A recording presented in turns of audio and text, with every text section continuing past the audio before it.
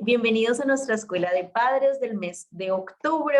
Hoy tenemos un tema especial que es inteligencia emocional en la infancia. ¿Cómo podemos fortalecer la inteligencia emocional de nuestros niños? Porque sabemos que es un tema que hoy, pues, bueno, suena mucho por todo el tema de la crianza respetuosa, pero muchas veces, digamos que nos enfrentamos a muchos desafíos en cómo establecer los límites, cómo actuar frente a algunos comportamientos de nuestros niños, es normal, no es normal, cómo puedo yo ayudarlo a entender lo que le está sintiendo y a que esas llamadas pataletas o berrinches no se conviertan en, digamos, como en la única manera que tiene mi bebé de expresar lo que le molesta o lo que le gusta.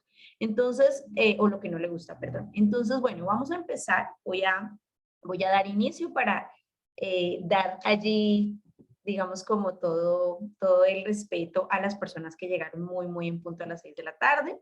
Gracias por esa puntualidad, gracias por permitirnos ser parte de la educación de sus niños y de estar dispuestos en participar. Entonces, por allí vemos que se está conectando Sandra, Natalia, Bruno, Heilín, Flor, la mamá de Juan Carlos, no sé si la señora Yara por allí, o otro Juan Carlos, la señora Catherine Santana, Karina, Carmen Esperanza, bienvenidos a nuestra escuela de padres. Ya se nos irán uniendo allí los demás papitos. Entonces, bueno, voy a compartir por aquí mi presentación. De acuerdo a la neurociencia, nuestro cerebro recuerda mucho más fácil cuando tenemos diferentes estímulos. Entonces podemos tener estímulos o auditivos, como la música, que nos ayuda a recordar, visuales o kinestésicos. Entonces lo visual, pues es todo lo que me ayuda ya a retener una información adicional a la que escucho, y lo kinestésico son las actividades donde yo me involucro de tal manera que digo, si yo lo hago, lo aprendo.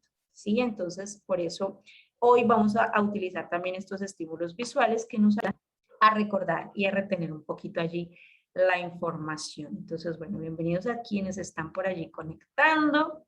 Vamos a dar inicio, igual ahí estamos grabando para los papitos que no alcancen a llegar. Yo sé que este tema les va a encantar y les va a ser de mucha ayuda. Yo lo hablo más que como psicopedagoga, como mamá, porque hay muchos errores que nosotros cometemos por desconocimiento, porque pues no tuvimos esa información en la infancia. Muchos de estas, digamos como, digamos, si había desconocimiento de nuestros padres o abuelos o tutores en el momento de educarnos, pues evidentemente nuestro cerebro lo primero que hace es cuando nosotros empezamos a educar, pues es repetir los patrones que hemos nosotros aprendido siendo niños.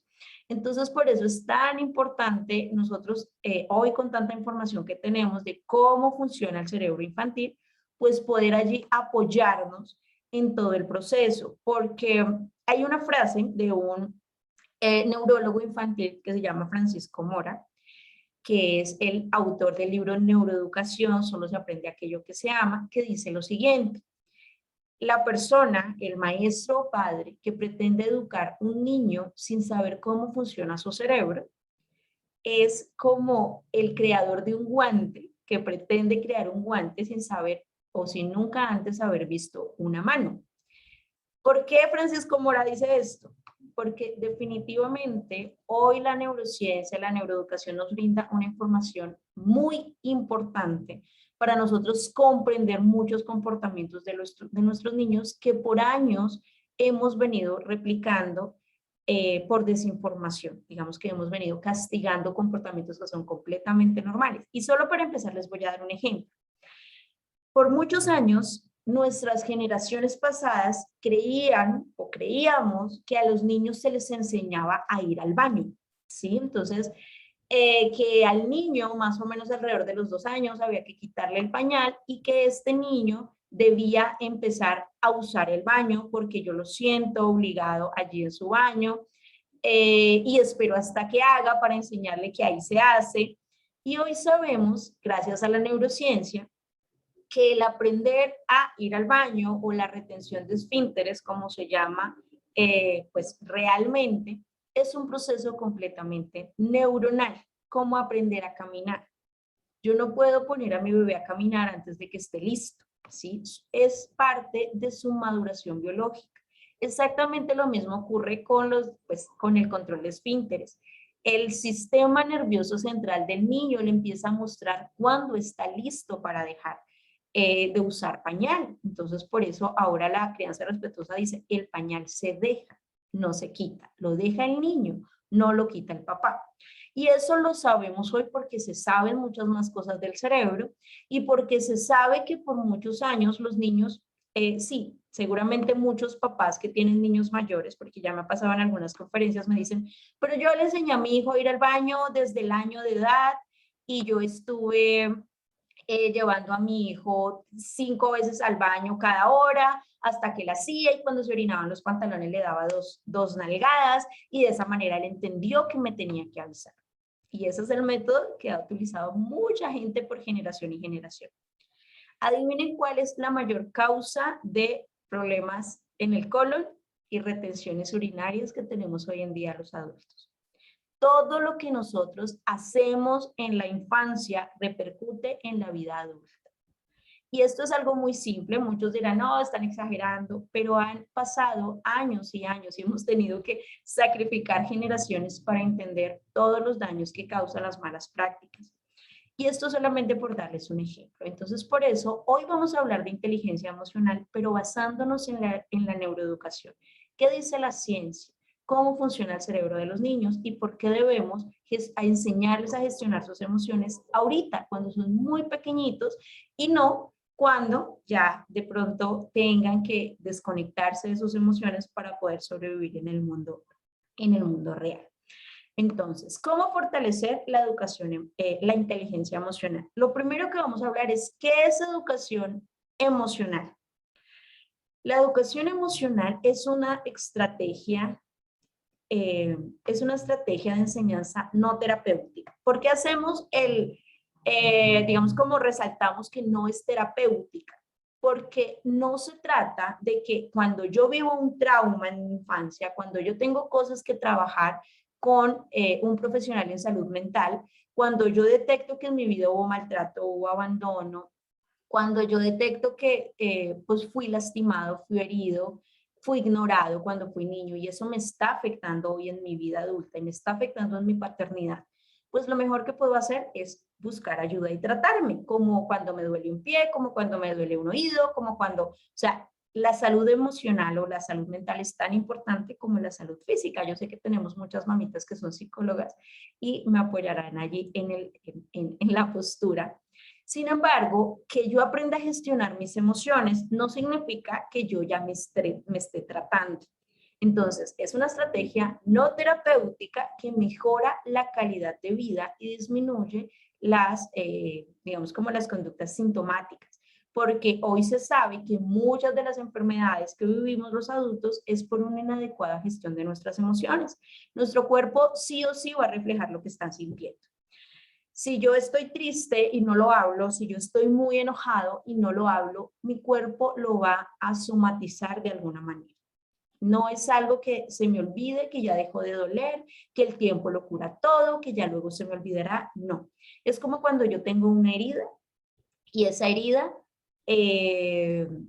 pues sana superficialmente, entonces yo la veo y ante los ojos de afuera dicen, ah, no, ya le curó, pero resulta que si alguien me llega a hacer presión o alguien trata de quitar allí un poquito como la caracha, decimos aquí, me va a empezar a doler o puede infectar. Demás. Algo similar pasa cuando yo no gestiono mis emociones y cuando esa tristeza empieza a convertirse en depresión y cuando ya la depresión empieza a tomar control de mi vida y cuando me doy cuenta, pues está invadiendo todos los roles de mi vida y aparte pues mi salud también.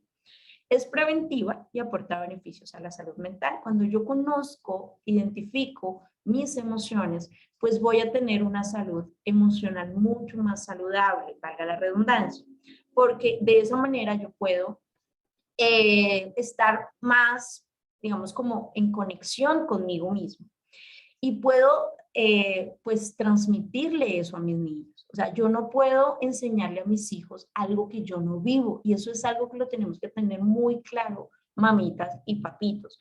Yo puedo tener mucha información en la cabeza. Yo sé que muchos de ustedes de pronto me conocen de un grupo que tengo en Facebook que se llama Pedagogía Interactiva, donde hablamos muchísimo de la educación emocional, de la salud mental y estamos trabajando temas de crianza. Y muchos de los papitos dicen, pero ¿por qué aunque yo sé esto, termino gritando a mi hijo, termino perdiendo el control, termino diciéndole lo que no le quiero decir, después me siento terrible? Y claro, muchos de estos, digamos, conductas es porque, bueno, uno, ninguno somos perfectos y eso lo tenemos que tener súper claro, somos un proceso, no somos un producto terminado, pero también es el hecho de que yo debo saber que yo soy ejemplo todo el tiempo, aun cuando no quiero ser, aun cuando estoy en un día difícil donde quisiera que mi hijo no me viera, aún en ese momento soy ejemplo. Y la única manera de que mi hijo tenga una adecuada gestión emocional es precisamente a través de mi ejemplo. Vamos a empezar hablando, ya sabemos que educación emocional es saber sobre las emociones. Eso es educación emocional. Es empezar a entender que hay una parte de nuestro cerebro que influye en las emociones, así como la parte cognitiva, así como la memoria de trabajo, así como la memoria a largo plazo, todo lo que hay en nuestro cerebro que hoy dirige nuestro cuerpo, incluye una parte muy importante que está ubicada allí en el corazón del cerebro, que es la amígdala, el hipotálamo, que son los responsables de gestionar nuestras emociones. Y que, al igual que las demás habilidades, si yo digamos como que no las practico, pues difícilmente se van a hacer esas conexiones que me van a ayudar a tener en la vida adulta una habilidad aprendida. ¿Cómo se forma nuestro capital emocional? ¿Quiénes somos nosotros y por qué hoy actuamos como actuamos? Entonces, hay tres, digamos, como factores que influyen en nuestro capital emocional. ¿Qué es nuestro capital emocional? La manera como nosotros como adultos reaccionamos frente a las emociones. Entonces, no sé si esto les suena familiar, pero muchas personas cuando éramos niños, por ejemplo, no sé de pronto si ustedes lo vivieron, pero en Colombia sí es muy común, al menos en mi generación, en que le dijeran a los niños, ay, ya va a empezar a llorar, ay, no, llore por allá donde yo no lo vea. Qué pereza usted tan llorón, qué pereza usted tan llorona, váyase por allá donde no lo veamos, ¿sí? Entonces, el no saber que llorar es parte natural de mi expresión humana, y me hace desconectarme de las emociones. Y hoy creo que llorar o enojarme o incluso expresar mi felicidad con mucha bulla está mal, porque no está bien visto, porque me hace débil o me hace mala persona o me hace mal educado o por la razón que sea. Entonces, las experiencias que vivimos durante los primeros años de nuestra infancia es la manera como nosotros empezamos a formar ese capital emocional. ¿Por qué no puedo llorar cuando me siento triste? ¿Por qué no puedo hablar de lo que me pasa? Porque muchas veces exploto y ni siquiera yo misma o yo mismo sé lo que me está pasando. Porque aunque sé que amo a mi hijo con todo el corazón, a mi hija con todo el corazón, llega un momento donde me saca de quicio, termino gritando, termino perdiendo el control y luego cuando lo veo dormidito me siento culpable, digo, soy una mamá enojona, perdóname. O sea, tantas cosas que a veces nos hacen pasar por esos altibajos de la paternidad. Pero la razón generalmente está en nuestras primeras experiencias, porque de manera inconsciente terminamos controlando lo que no nos gusta como nos controlaban a nosotros cuando éramos niños. Entonces, hay un taller que vamos a trabajar más adelante, que es crianza pues sin golpes. Ya trabajamos crianza sin gritos, pero tenemos que hablar también de violencia física, porque a veces creemos que violencia física es solamente, mejor dicho, darle a los niños una reprimenda y dejarlos golpeados, pero pues no, maltrato físico pueden ser muchas cosas. Entonces, ¿pero por qué terminamos reaccionando de esa manera? Porque mi cerebro puede tener mucha información de lo que está bien y lo que está mal, pero cuando somos puestos bajo presión, pues terminamos reaccionando con lo que hay en nuestro inconsciente. ¿Cómo te controlaban a ti? ¿Cómo, digamos, lograban que tú te quedaras quieto? Porque a veces hasta creemos que los niños se muevan está mal, ¿sí? O sea, hay mucho desconocimiento sobre la infancia y muchas veces o la mayor parte de las veces que creemos que los niños están teniendo un mal comportamiento, ellos solo están actuando de acuerdo a su edad. Pero como no sabemos cómo se desarrollan los niños, qué es normal en cada etapa, pues terminamos castigándolos, terminamos gritándolos y terminamos dándoles experiencias negativas acerca de sus emociones, acerca de la comida, acerca de ir al baño, acerca de la hora de dormir, sin entender que todo eso va a tener repercusión en su vida adulta. ¿Que nos vamos a equivocar? Seguro sí, porque como lo dije hace un ratico, no somos padres perfectos, pero lo que queremos nosotros como especialistas brindarles en estos espacios es formar padres conscientes, que todos los días están trabajando, están diciendo, por lo menos se frenan antes del grito y decir, yo lo estoy formando aun cuando no quiero, aunque no quiero ser ejemplo. Entonces todo eso nos ayuda a hacernos conscientes. Yo les hablo desde mi experiencia. El hacerme consciente me ha ayudado a mantener una conexión mucho más fuerte con mis hijos. Los segundos son los juicios. Los juicios con los que crecemos desde que somos niños. Es que él es mal educado. Es que él es mentiroso. Es que él es desordenado. Todo lo que nos dicen que no se trata de lo que soy, sino de lo que hago. Y a veces no, pues a veces no, la mayor parte de las veces pues no somos lo que hacemos. Por ejemplo, mi hijo puede hacer desorden, pero no es que todo lo que deba definirlo en su vida hasta que sea adulto es que es un desordenado. Y que mientras yo lo siga repitiendo, pues ese juicio va a quedar aquí y va a llegar adulto diciendo, es que yo soy desordenado, es que yo siempre llego tarde, es que yo soy tímido, es que yo soy muy cansón, es que yo soy molestón, es que, o sea, todo lo que nosotros estamos diciendo, que normalmente lo que hace es empezar a formar la identidad de nuestros niños.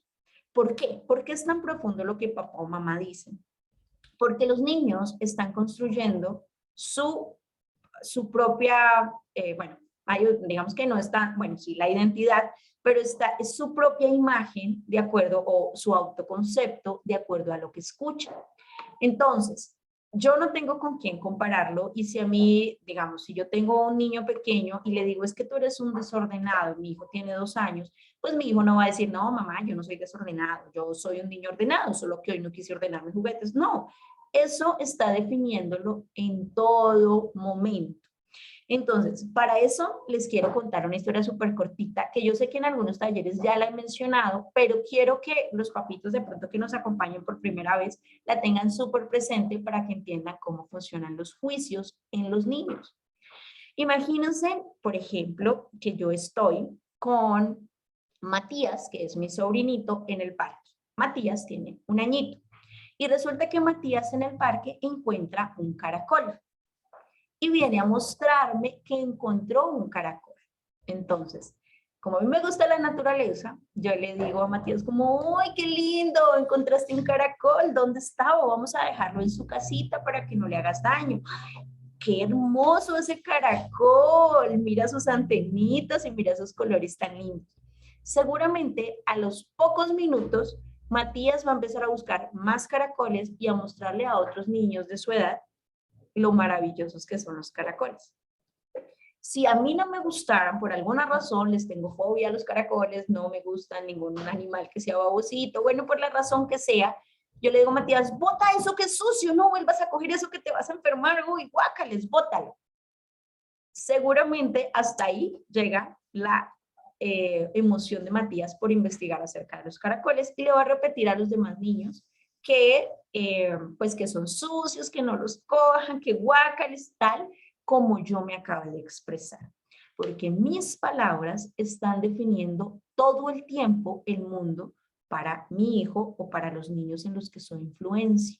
Entonces, si eso pasa con un caracol, ¿qué creen que pasa con la familia? Si mi hijo me escucha decir todo el tiempo, es que tu papá es más desordenado, es que tu abuelita siempre hace esto, es que la tía siempre es mentirosa, es que pues él está formando el concepto de las personas de afuera, ¿cierto? El niño no va a decir, no, mami, mi papi no es desordenado, no, él todo el tiempo, y él mismo nos va a decir un día o le va a decir a su papá, es que tú eres desordenado, porque él está formando los conceptos de acuerdo a los juicios que escucha. Y cuánto más cuando nos referimos a él mismo.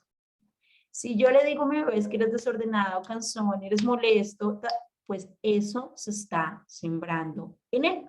Y es lo que lo va a definir el resto de la vida, sobre todo si yo lo hago muy frecuente y sobre todo si mi estado de ánimo cuando lo hago es un estado de ánimo hostil, donde él se asusta, se siente amenazado.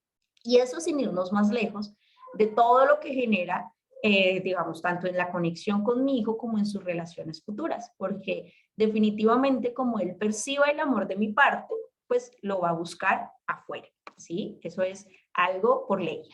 Entonces, esos juicios están construyendo nuestro capital emocional. Hoy por eso nosotros podemos empezar a identificar, por eso es que yo digo que soy tímido, pero pues realmente si yo hablara más con la gente, no tendría que continuar autodefiniéndome como que soy tímida. O sea, hay muchos juicios que nos marcaron, pero que hoy sabemos que es solo cuestión de cambiar algunas acciones y no deben definirme para siempre. Y es por eso que cuando yo quiera corregir una conducta en mi hijo o en mi hija, me debo fijar en la acción. Es decir, no se dicen mentiras porque en esta casa se dice la verdad. No, hoy te veo haciendo desorden, hoy te veo desordenado, puedes ayudarme a recoger el desorden. Hoy te veo, no es que tú lo eres, no es algo que te define, no es algo que lo vas a hacer para siempre, porque es muy común en nosotros, porque lo traemos aprendido, en usar un lenguaje muy limitante, tú siempre o tú nunca. Y la tercera, pues, es el entorno. Vivimos en un entorno cultural que a veces es machista, por ejemplo, deja a tu hermanita primero, que es un entorno que a veces victimiza, ¿sí? Es que tú permitiste que eso te pasara, es que por tu culpa pasó aquello. Entonces, todo ese entorno nos va formando nuestro capital emocional y básicamente tomamos decisiones en la vida adulta con lo que aprendimos en los 6 primeros años de vida. Entonces, esa es nuestra influencia. Y aunque en la vida adulta muchas cosas sepamos que no están bien, que no deben hacerse, que generalmente nuestro cerebro de manera inconsciente termina reflejando aquello que aprendimos en la infancia. Entonces, vamos a continuar por aquí hablando de las emociones. Entonces, lo primero que tenemos que tener en cuenta, aunque ya lo hemos hablado, papitos y mamitas, es que las emociones forman parte del ser humano, ¿sí? Las emociones no son malas ni buenas. Hay emociones placenteras y displacenteras, ¿listo? Entonces, desde que nacemos, el niño experimenta el miedo, el asco, la alegría, la ira y la tristeza. Vienen en el paquete, así como viene aprender a hablar, así como viene empezar a aprender a, succionar naturalmente, así como viene un día aprender a caminar y todo esto que nosotros pues atraemos en el paquete como seres humanos. Entonces, no es como algo que yo diga, es que me estoy portando bien o me estoy portando mal. Entonces, cuando tengo miedo, es que soy un débil, cuando siento asco, es que soy mal educado, cuando estoy gritando de alegría, entonces es que no respeto a los demás, cuando estoy enojada. No, es algo que viene en el paquete. Y cada una de ellas me brinda una carga de energía que me ayuda a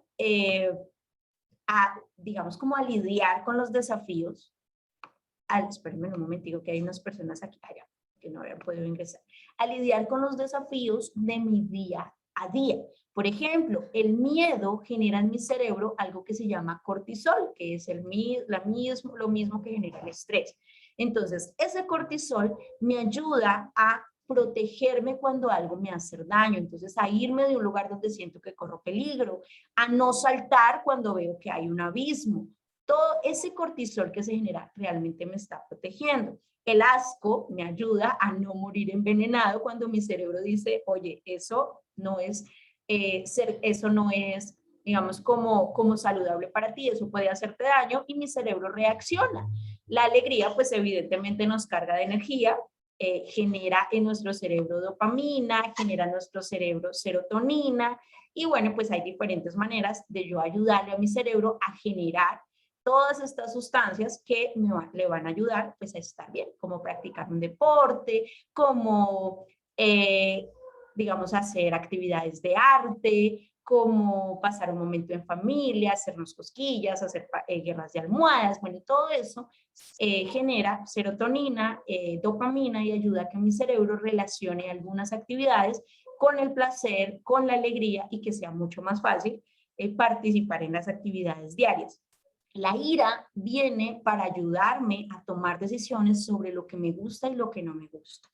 Por eso tiene una carga de energía muy fuerte. Y cuando somos adultos, la ira nos ayuda a proponernos metas, como que dice, ya me cansé de esta situación, no voy a permitir que esto siga pasando. Nos puede generar indignación. Por ejemplo, yo trabajo muy fuerte frente al maltrato infantil, porque a mí no solo me da tristeza, no solamente digo, ay, pobrecito, los niños que golpean, no, me genera indignación, pero es una indignación que me impulsa a tomar acciones, a decir, no debería seguir pasando. En fin, todo esto nos puede dar una carga de energía importante, excepto la tristeza. La tristeza llega a nuestra vida con el fin de quitarnos la energía para que dejemos ir. Entonces, si nosotros vemos, cada una de estas emociones nos está enseñando que son necesarias y que en lugar de pelear contra ellas debemos gestionarlas y aprender a canalizarlas. ¿Que hay unas maneras de expresar estas emociones asertivamente? Sí, y para eso es que nosotros vamos a trabajar con nuestros niños para que ellos no tengan que hacer todo, digamos como al revés, como nosotros, muchos de nosotros ya empezando de adultos a decir, ah, ok, tengo derecho a sentir miedo, puedo estar enojado y no pasa nada, puedo sentir asco cuando algo me genera repulsión y eso no me hace esto o aquello. Pero eso ya al aprenderlo de adultos, pues una de las cosas más difíciles para el cerebro es reaprender. Y siempre pues viene a aparecer aquello que aprendimos en la primera infancia. Bueno, Imelda dice que escucha muy bajito. Confírmenme si ustedes me escuchan bien, por favor.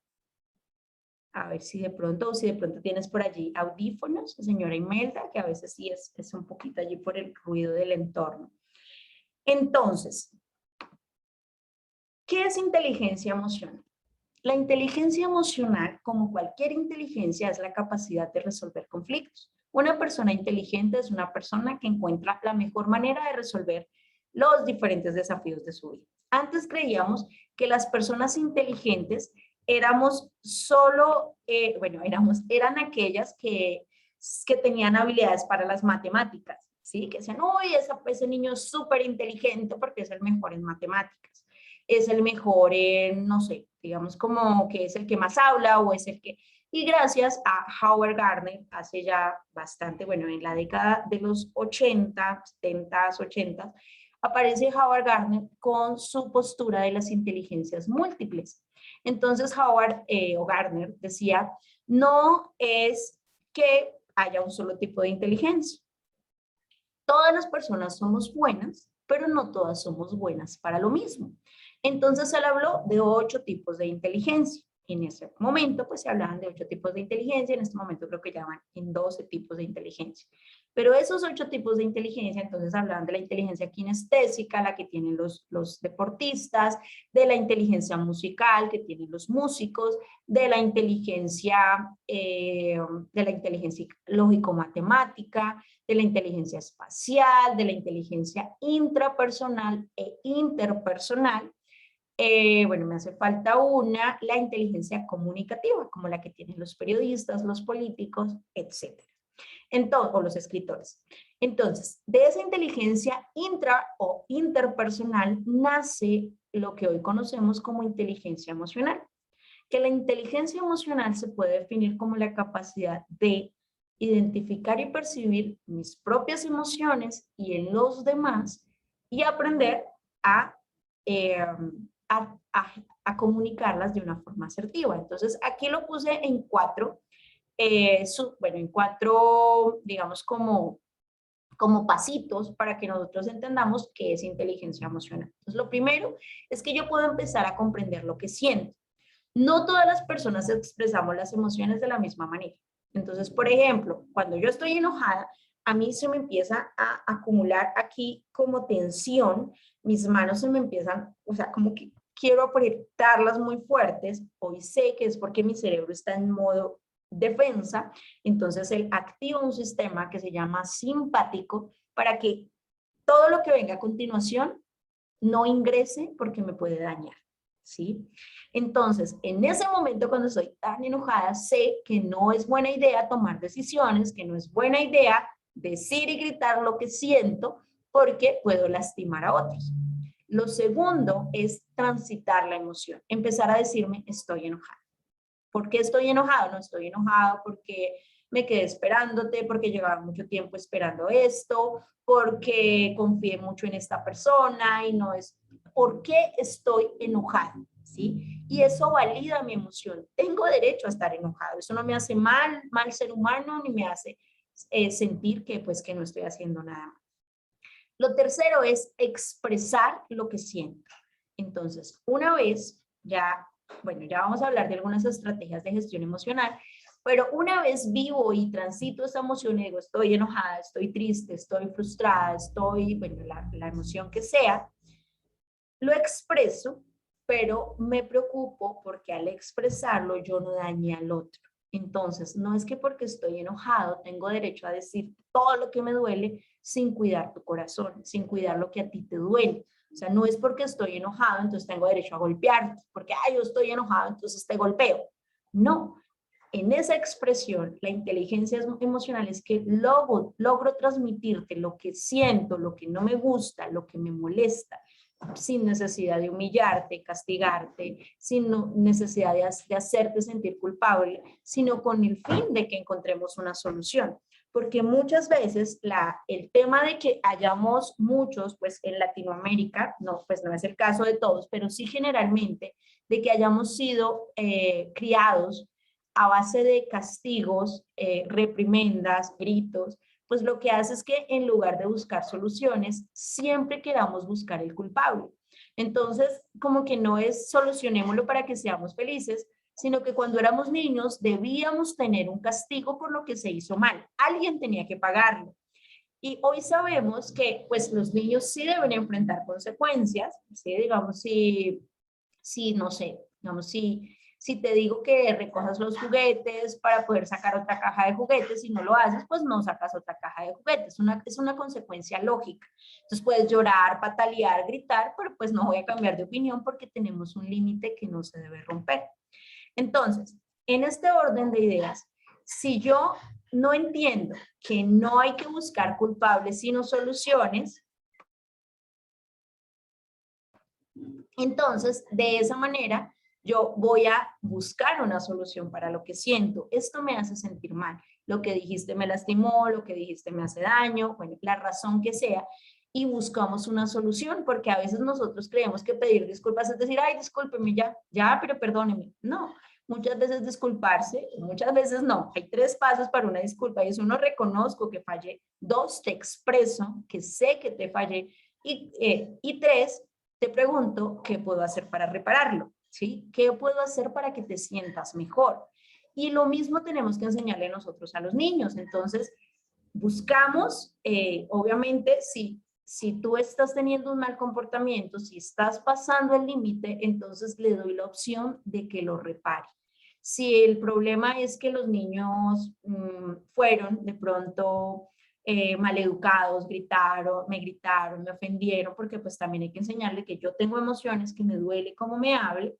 Entonces, en ese momento le voy a decir, ¿sabes qué me haría sentir mejor? Que me acompañaras a caminar un rato. ¿Sabes qué me haría sentir mejor? Que me ayudaras, no sé, que me ayudaras a preparar eso en la cocina. O sea, como que le damos esa opción de repararlo y nos disculpamos, porque muchas veces esas disculpas son de un momento de, ay, sí, ya te perdono, pero luego el niño vuelve a cometer el error y otra vez estás haciendo como la semana pasada, que también hiciste lo mismo y eso se vuelve como un perdón interminable que no nos hace bien ni a nosotros ni tampoco a los niños.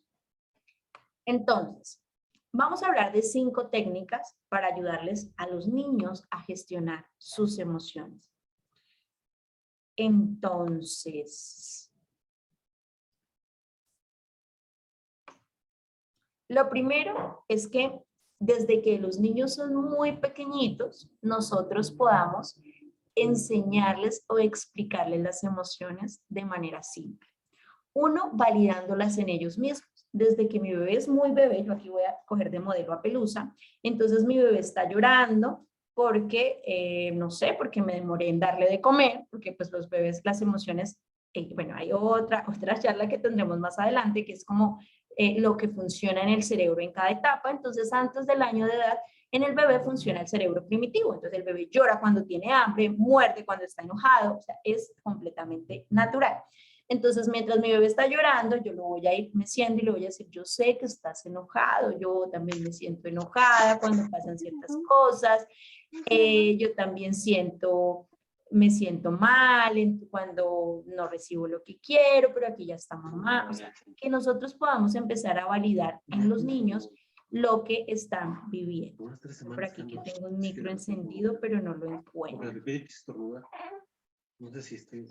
A ver, es que aquí me aparece Nat, pero no sé si es ella la que tiene el micrófono encendido. Ah, ya lo encontré. Listo. Entonces, les decía que validar las emociones en los niños y empezar a explicarlas de forma simple. Si mi bebé ya es más grandecito, tiene 2 añitos, 3 añitos, pues entonces yo le voy a explicar, por ejemplo, que la ira es como un globo, que cuando yo lo inflo y lo inflo y lo inflo, si no empiezo a respirar, la ira, pues va a hacer que explote y va a terminar haciéndole daño a los demás. También le puedo decir que podemos ponerle un número a lo que siente. Entonces, de 1 a 10, entonces 1, estoy triste, 10, estoy muy feliz. Entonces, todos los días le voy a decir, o sea, es más fácil tener esa conversación con el niño y decirle, bueno, ¿qué te parece si le ponemos un número o de 1 a 5 cuando ellos ya son más grandecitos? O poner una estrategia de caritas felices. Entonces yo simplemente hago mis caritas felices y le voy mostrando a mi bebé, esta carita está feliz. ¿Qué te hace sentir feliz? Cuando vamos al parque, cuando comemos un helado, cuando visitamos a la abuela. ¿Qué te hace sentir triste? Ah, entonces le muestro la carita triste, le digo cuando mamá no juega contigo, de pronto para ayudarle a identificar esos momentos que le generan ciertas emociones, para que ellos luego me puedan decir, mamá, estoy triste, papá, estoy enojado, o sea, que ellos puedan empezar a entender y a poner en palabras lo que están sintiendo, que pareciera algo simple, parece algo infantil, pero hay muchos adultos que no saben poner sus emociones en palabras, que les preguntan, ¿pero qué tienes? No sé qué me pasa, pero dime qué tienes. Y si no sabemos qué tenemos nosotros mismos, pues difícilmente también lo podemos gestionar y mucho más podemos ser ejemplo para los más pequeñitos. Segundo, ayúdale a identificar lo que siente. ¿Cómo te hace sentir? Es importante que nosotros les ayudemos a los niños a identificar cómo ellos expresan cada emoción. Vamos aquí a hacer un paréntesis para hablar de las famosas pataletas. Entonces, las pataletas son, bueno, me encanta como una psicóloga lo explica, una psicóloga que se llama, creo que Mónica Triana, creo que es su apellido, que dice que cuando nos enojamos porque nuestros niños tienen una pataleta, es como si nos enojáramos porque la primera vez que se están sirviendo un vaso de agua hicieran regueros, derramaran el agua. Porque esos son las pataletas, regueros emocionales. Los niños están aprendiendo a entender lo que sienten, a expresar cómo se sienten y obviamente no tienen ni un lenguaje desarrollado para decir, mamá, me siento estresada, ¿qué tal si vamos a tomarnos un café en el parque para sentirme mejor, como lo podemos hacer nosotros los adultos? Sino simplemente llega un momento en el que colapsan y nosotros, pues a veces no somos los mejores como agentes de contención para decirles, aquí está mamá, aquí está papá, todo está bien, sé que estás enojado, sé que estás triste, yo me he sentido así, si necesitas un abrazo, aquí estoy. Y yo siempre que hablo de las pataletas, le digo a los papitos y a las mamitas, ¿cómo quieres que traten tus pataletas? Porque nosotros los adultos también hacemos pataletas. Lo que pasa es que no todas las expresamos de la misma manera, pero muchas veces necesitamos parar y decir, oye, es que tú no me escuchas, y es que yo quiero esto, y es que quiero aquello, y empezamos a llorar y se nos corta la voz porque estamos tratando de expresar algo que hemos reprimido mucho tiempo. Con los niños pasa lo mismo, con el factor de que muchas veces esas pataletas se aparecen por una necesidad que no fue atendida.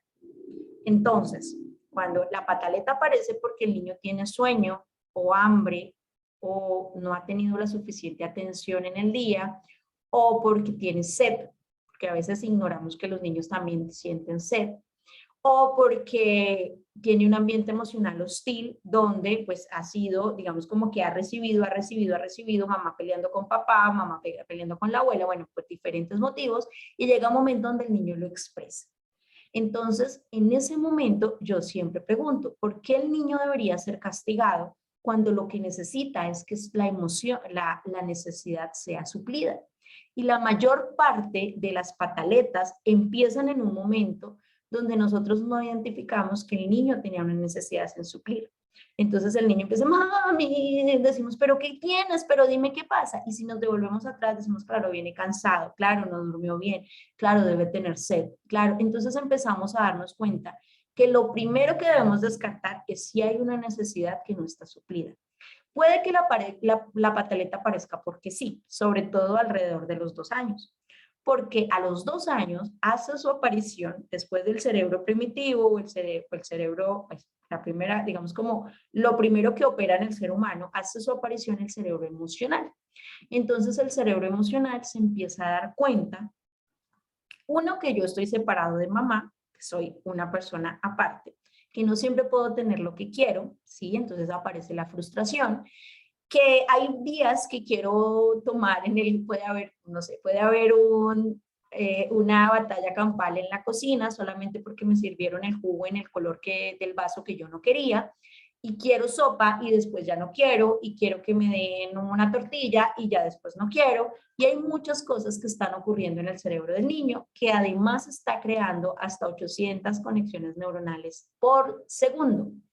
Entonces, todo esto que está pasando, toda esta revolución, al tratar de entender quién soy yo, al tratar de, aparte, querer estar jugando más tiempo cuando hay que ir a bañarse, empezar a entender que hay límites que a veces no me gustan, entonces muchas veces pues no encontramos la paciencia necesaria en el entorno para yo aprender a vivir, porque finalmente eso es lo que está pasando con nuestros bebés, están aprendiendo a vivir.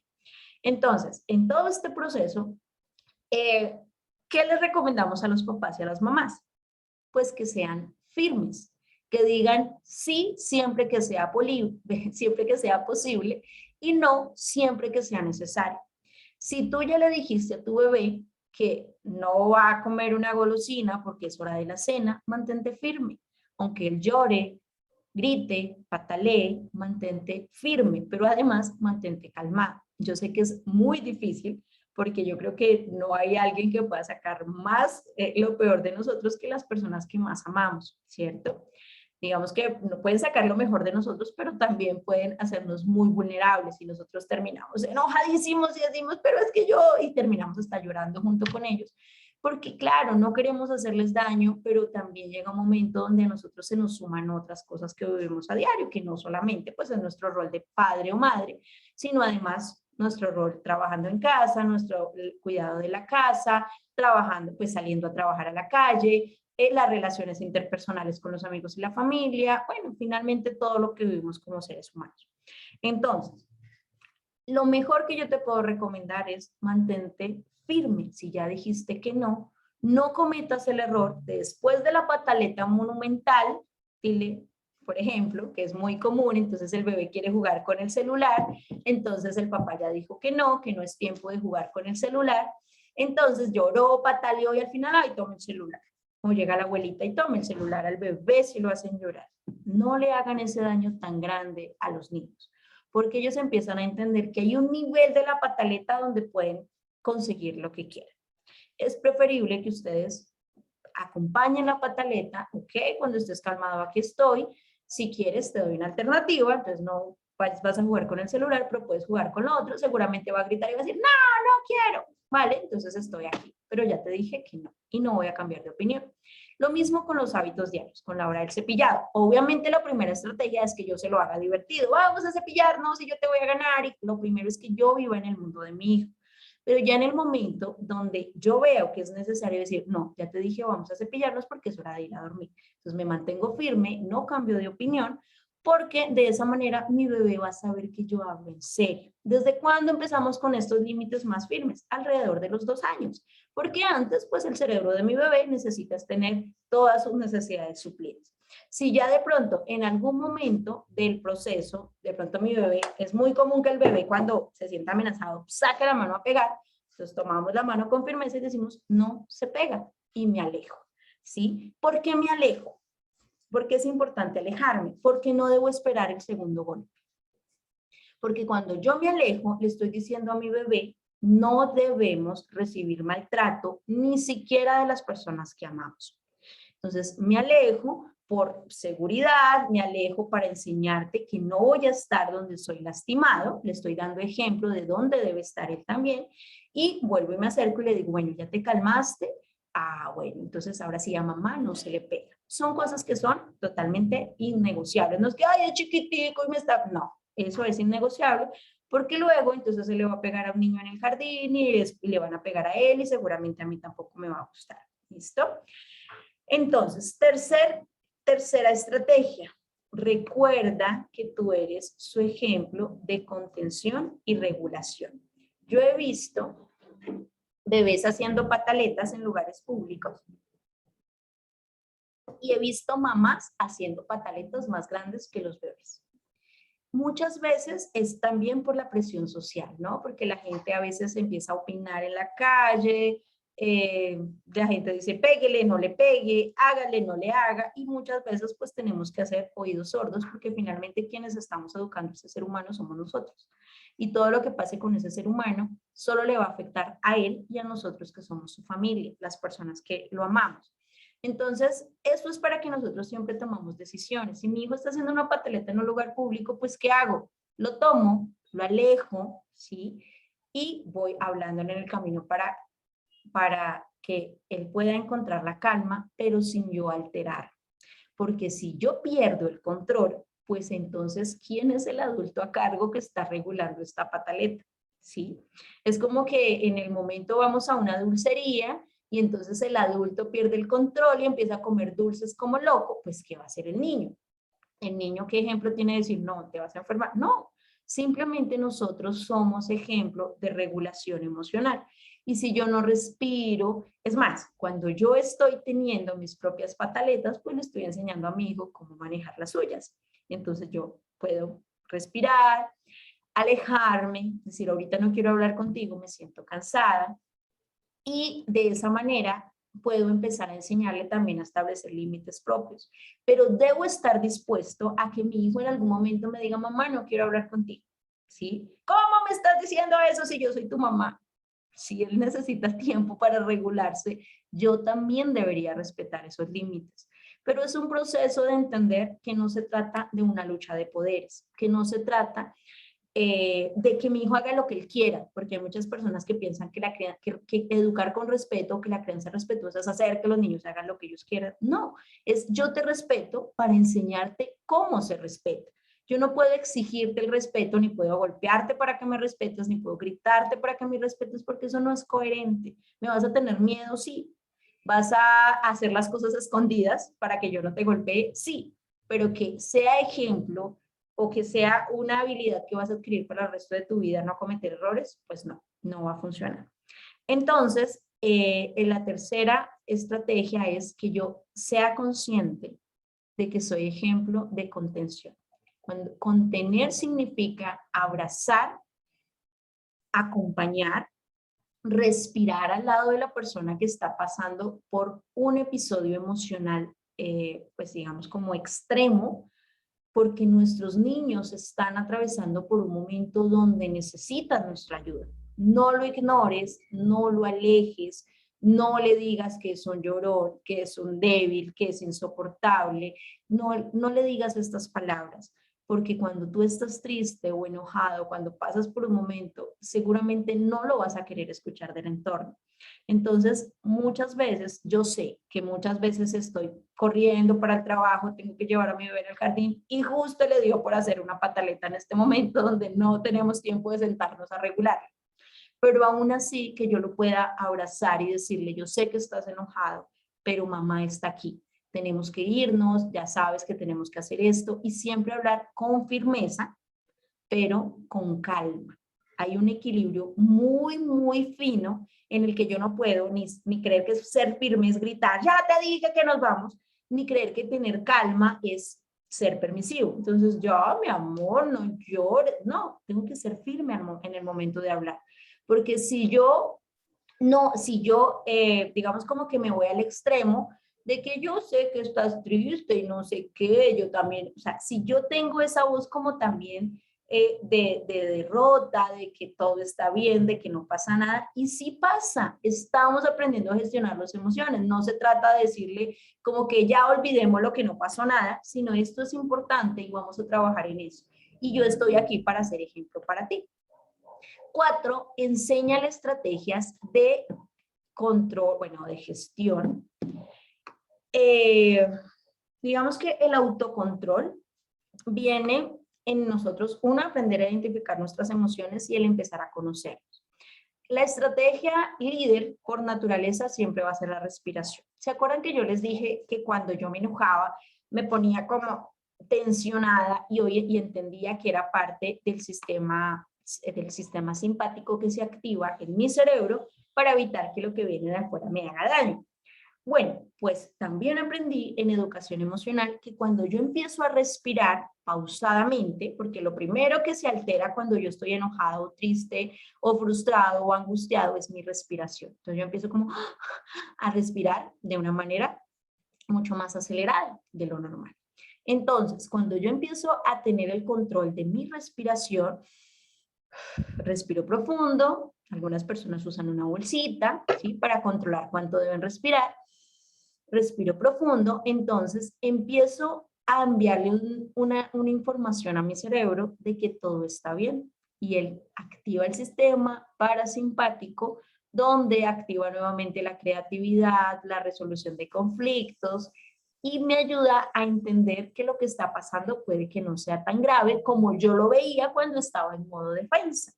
Entonces, si yo le enseño a mi bebé a respirar, pues vamos a respirar.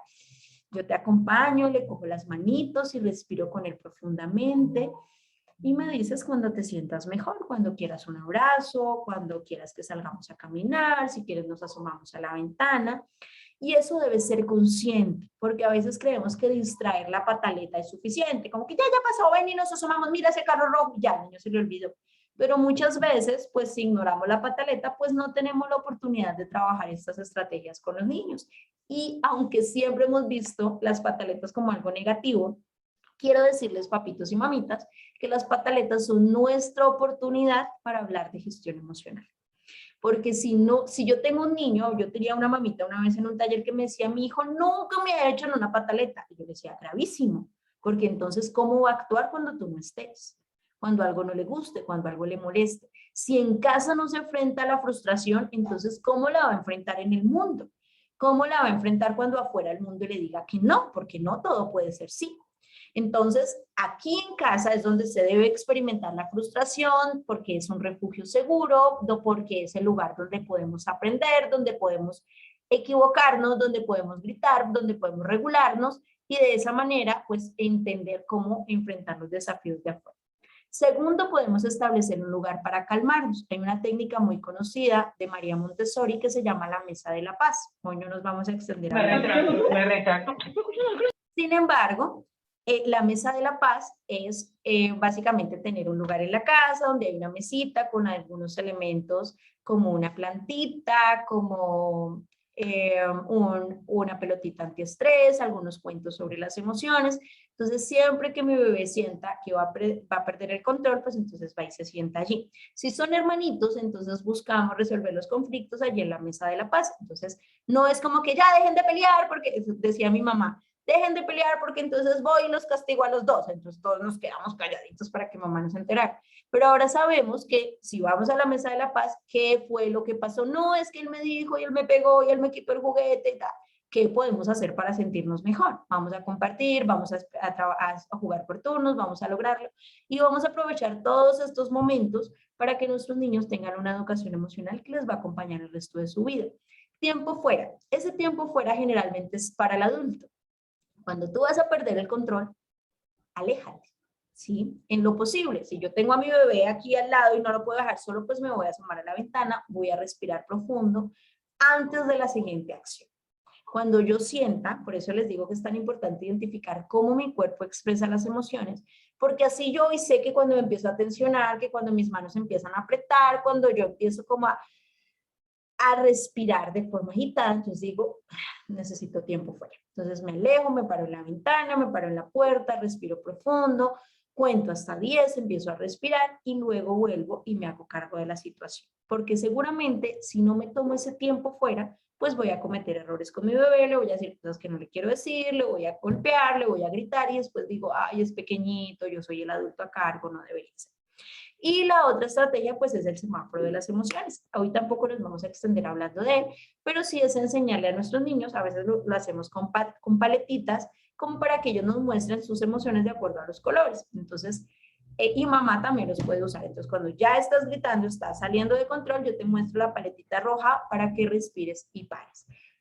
Cuando yo siento que estoy tratando de perder el control, entonces muestro la paletita naranja. Y la verde es que ya estoy bien, entonces puedo volver a jugar, puedo volver a estar haciendo lo que estaba haciendo. Y la quinta, ya para finalizar, es mantener la calma y recordar que las pataletas de tu hijo no son algo personal, no son contra ti, ¿sí? Las emociones son propias. Y es difícil muchas veces, si no tenemos empatía, ponernos en los zapatos del otro. La empatía es parte de toda la educación emocional. Entonces, cuando yo digo, claro, está cansado porque viene caminando desde tal lado, me pidió que lo alzara, yo no lo podía alzar. Entonces, me puedo poner en los zapatos del niño y decir, esto es lo que está viviendo. No es que esté enojado contra mí, ni me quiera hacer sentir mal a mí, ni quiera hacerme pasar una vergüenza en público, sino es algo que está viviendo él, que se trata de él.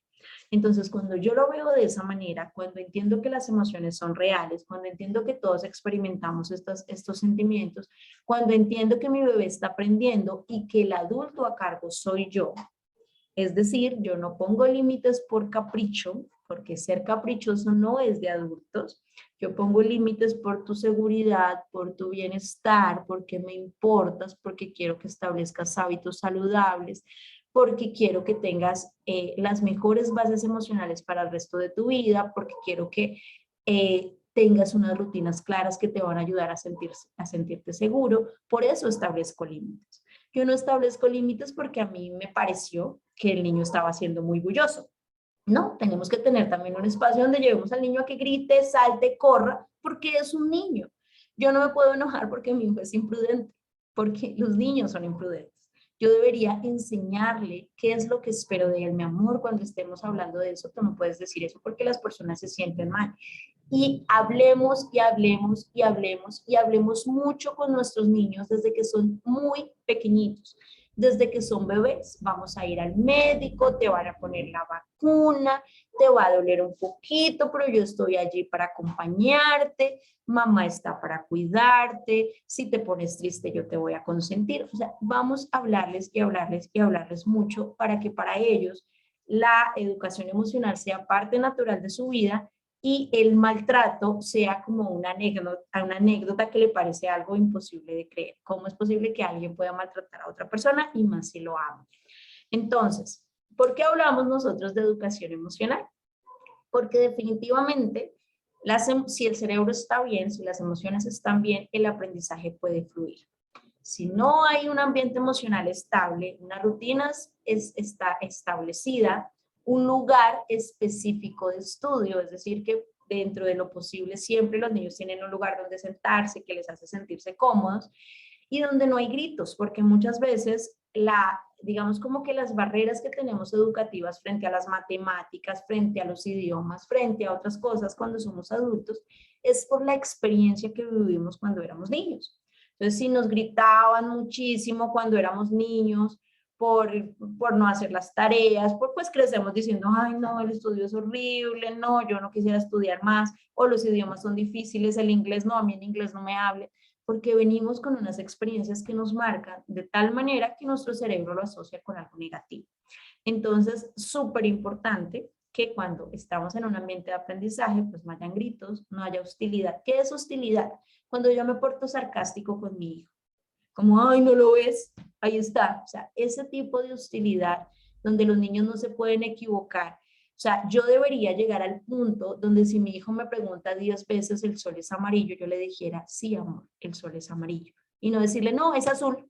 Porque muchas veces los papás caemos en ese sarcasmo, en esa hostilidad, en decir, pero mire, se cayó porque es bien bobo. O sea, que a veces nos parece gracioso, lo decimos porque lo aprendimos, pero si nos damos cuenta, lo que hace es que los niños crezcan temerosos, que los niños tengan que todo el tiempo buscar nuestra aprobación.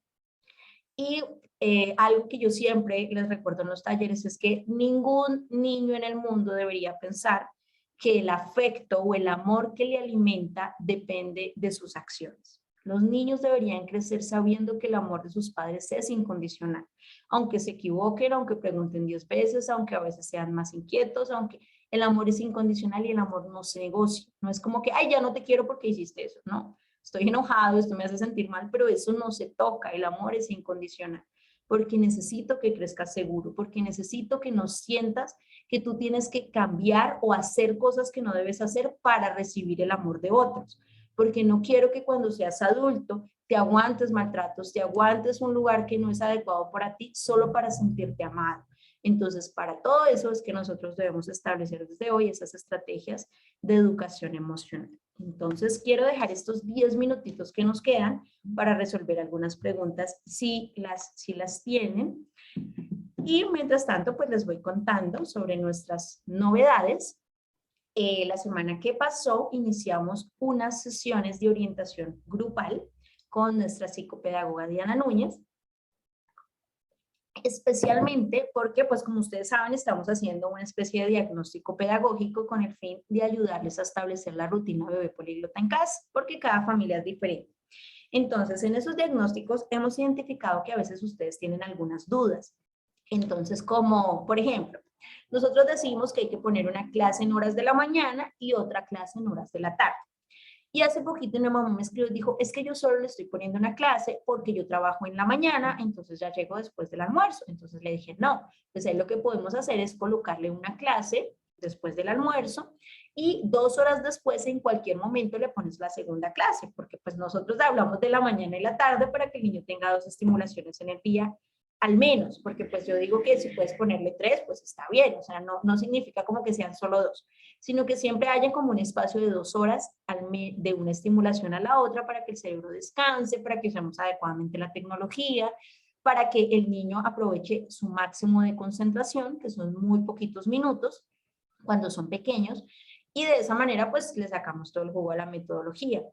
Entonces, ese tipo de dudas las estamos trabajando en nuestras sesiones de orientación grupal. Estamos haciendo una sesión de orientación grupal a la semana para que no importa cuánto tiempo lleves con nosotros, tú dices, ay, tengo ciertas dudas, no sé cómo usar esto, no sé si lo estoy haciendo bien, no sé si lo estoy aprovechando de la mejor manera, para que traigas todas esas dudas y siempre sigamos fortaleciendo ese aprendizaje.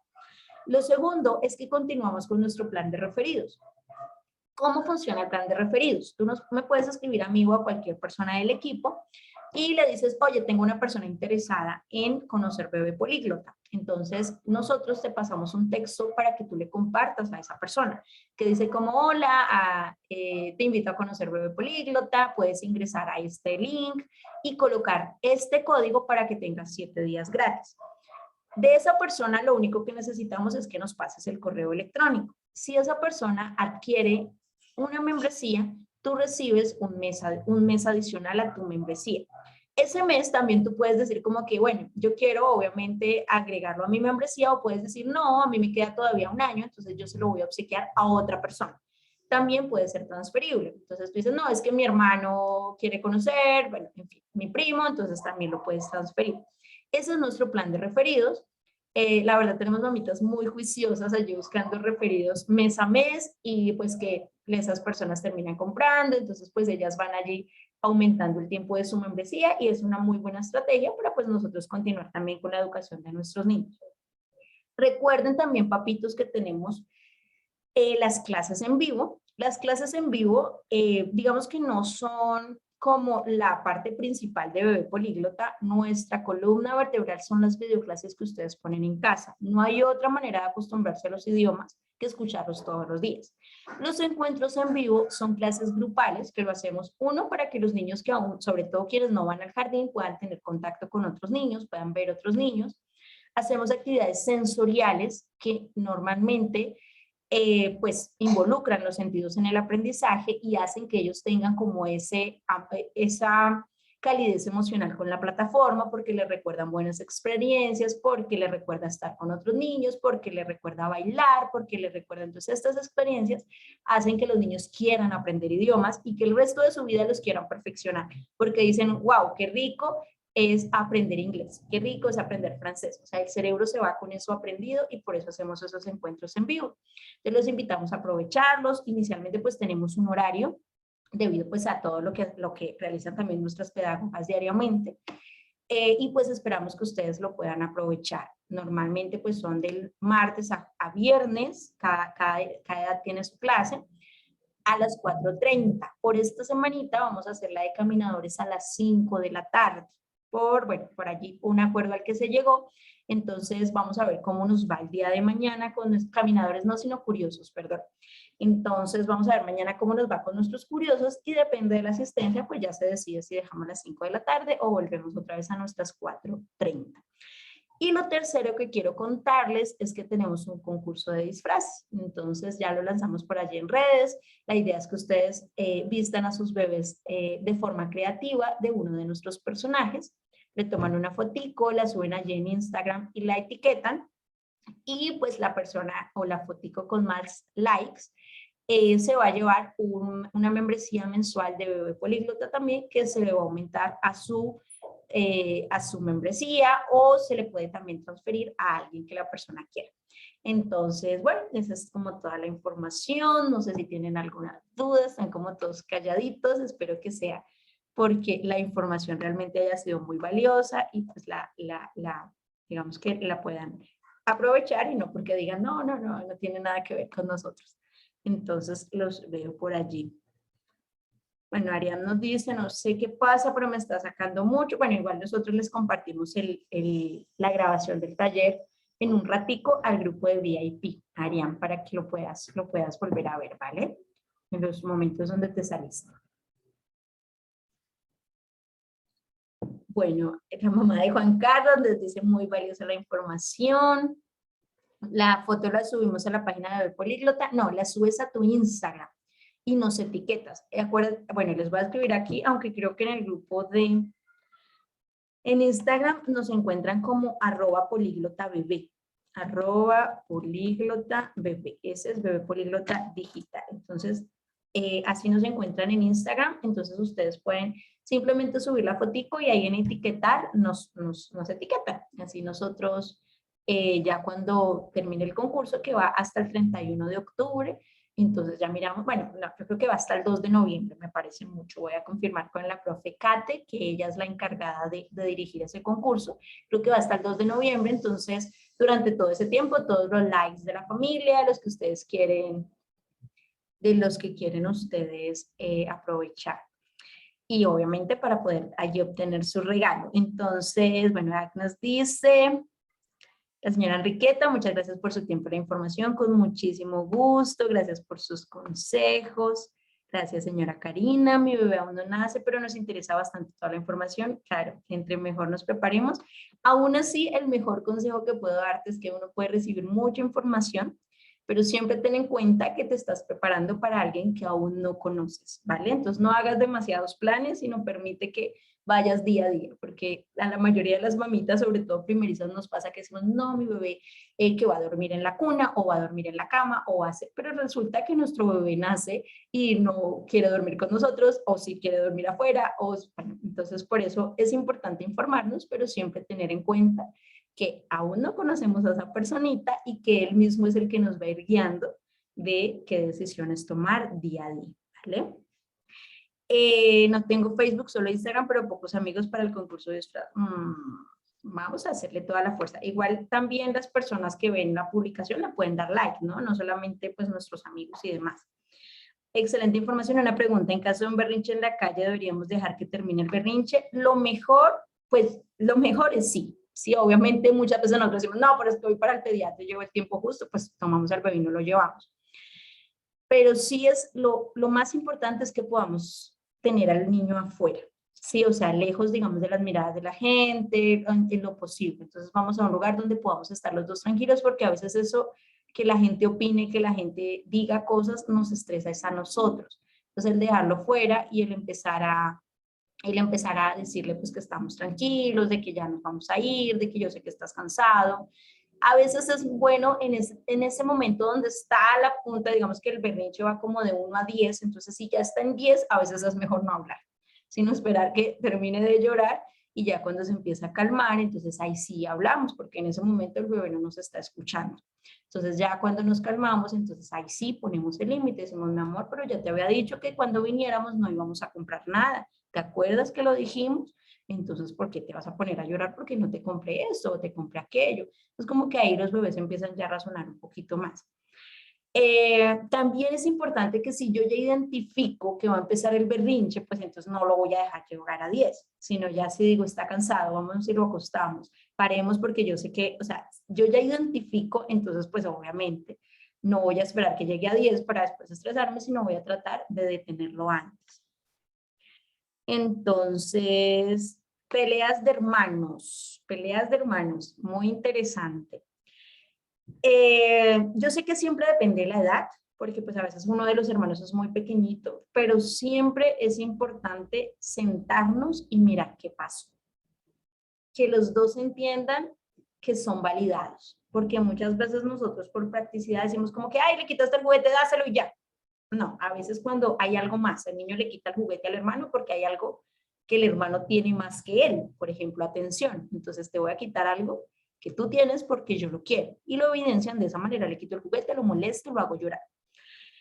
Eh, lo ideal es que, bueno, nosotros entendamos que los niños están aprendiendo a convivir y que muchas veces las peleas son inevitables. Hay cosas que no están permitidas, como golpearnos, como ofendernos, como llegar pues a lastimarnos en cualquier sentido, eso no está permitido y si eso pasa, entonces los voy a sentar a cada una aparte y no pueden jugar hasta que ustedes, pues generalmente es 1 minuto por edad, ¿no? Entonces los sentamos tanto tiempo por edad y ya luego entonces van a jugar, pero no se van a lastimar otra vez. Creo que es importante siempre identificar el fondo de qué fue lo que pasó, no dejarlo pasar solamente porque son niños y no importa, sino dejar qué pasó y qué podemos hacer para solucionarlo. Entonces, aunque sean muy pequeñitos, entonces siempre llegar a ese punto de reflexión. El punto de las peleas o de los conflictos no es que rapidito ya todos estemos felices, sino es que nos quede una reflexión que nos ayude a cambiar la conducta. Porque de nada sirve que, ay, ya discúlpese con el hermano y se abrazaron y el otro hermano quedó enojado y dice, ahorita le pego, pero que mi mamá no se dé cuenta. Eso no sirve de nada. Más bien de nosotros empezar a decir, pero ¿cómo te hubieras sentido tú si te hubieran quitado a ti el juguete? Pero ¿cómo te sientes cuando quieres jugar con tu hermano y él no quiere, amor? ¿Cómo te sientes? O sea, ¿cómo te hace sentir a ti? El ponernos en los zapatos siempre va a ser una buena estrategia. El incluirlos a hacer actividades juntos. El tener tiempo a solas con cada uno de los niños también es muy importante. Que tengamos un tiempo especial para cada uno de nuestros niños. Yo sé que tenemos familias hasta con 3 niños y es un poquito difícil, pero es muy importante y sobre todo si hay un hermanito mayor que ha tenido que ir cediendo su lugar. Entonces, como que si yo sé que a mi hijo le gusta pintar, pues hay un momento, 1 hora del día donde me voy a sentar y vamos a pintar juntos, donde no hay interrupciones, donde yo puedo conectar contigo, donde me aparto de las pantallas, donde realmente conecto, te escucho. En el taller pasado hablamos, creo que fue en el taller pasado que hablamos de la escucha generosa, donde mi hijo me está hablando y yo lo estoy escuchando. O sea, no es como que lo estoy escuchando para regañarlo rápido, sino simplemente lo estoy escuchando por el ejercicio de escuchar, ¿sí? Si nosotros no tenemos la paciencia para escuchar a un niño de 2 años, de 3 años, de 4 años, por aburrido que nos parezca su relato, ¿qué nos hace pensar que vamos a poder escuchar a un adolescente cuando esté en problemas? ¿Sí? Entonces, yo tengo que enseñarme a escuchar a mi hijo y a escucharlo. Si estoy ocupado, le cojo la manita y digo, mi amor, ahorita estoy ocupadita, pero mira, cuando el reloj llegue a ese palito, entonces yo apago esto y hablamos, ¿te parece? Entonces los niños se dan cuenta de que son importantes, de que son prioridad también. Y cuando eso pasa, entonces yo cumplo, entonces yo digo, ay, ya, bueno, hablemos, ¿qué pasó? Es que yo fui, me caí, y el perro, y el gato, y la abuela, y empiezan con sus relatos de niños que para ellos son importantes. Y nuestro cerebro de adulto a veces empieza, ya, que termine, que termine. No. O sea, si yo no conecto con mi hijo en esos momentos, no lo voy a hacer nunca. Entonces, me aparto y pongo atención, y mi escucha es generosa, no es como que "Ay, está diciendo que está jugando, ¿cómo así que estás jugando con eso? Yo ya te había dicho, no, o sea, escucho generosamente y ya luego le hago las recomendaciones que le vaya a hacer, ¿sí? Y bueno, es que también es cierto, señora Karina, que con los gemelos es un poquito allí, claro, son dos niños exactamente de la misma edad, pero yo creo que siempre si logras tener esos espacios, uno, la mesa de la calma de Montessori es una excelente estrategia para lidiar esos conflictos como hermanos, incluso la mesa tiene un relojito de arena que dura 1 minuto, entonces conseguimos el relojito de arena y lo ponemos en la mesa y cada niño tiene derecho a hablar 1 minuto. Entonces, bueno, explícame qué fue lo que pasó y ponemos el reloj.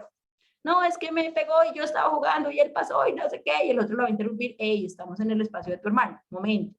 Entonces, listo, ya se acabó tu tiempo, ahora tú explícame qué pasó. No, es que tú no hables, que es el turno de tu hermano. Y de esa manera aprendemos a escuchar y al final buscamos una solución. Bueno, entonces, ¿qué hacemos para que esto no vuelva a pasar? Después de hablar de cómo nos sentimos, cómo nos hizo sentir, entonces buscamos la solución. Yo sé que a veces es tedioso, porque no todos tenemos el tiempo, pero siempre quiero que tengamos en cuenta que nuestros hijos son nuestro proyecto más importante mientras los estemos educando. No son nuestra distracción de trabajo, realmente ellos son el trabajo más importante porque todo lo que se haga con ellos definitivamente va a tener allí una repercusión en su vida. Entonces, pues, yo sé que pues también nosotros tenemos derecho a tener espacio, yo sé que también tenemos derecho, oye, estoy cansado, hoy no voy a leer el cuento, me quiero ir a dormir, y es importante que ellos se den cuenta que somos humanos. Pero si nosotros establecemos ciertas normas en casa, de una manera didáctica, pedagógica, seguramente los más beneficiados van a ser ellos. Bueno, por aquí me están preguntando sobre el otro taller. A ver, a ver. A ver, a ver, a ver. Listo. Yo creo que podemos ya dejar de compartir.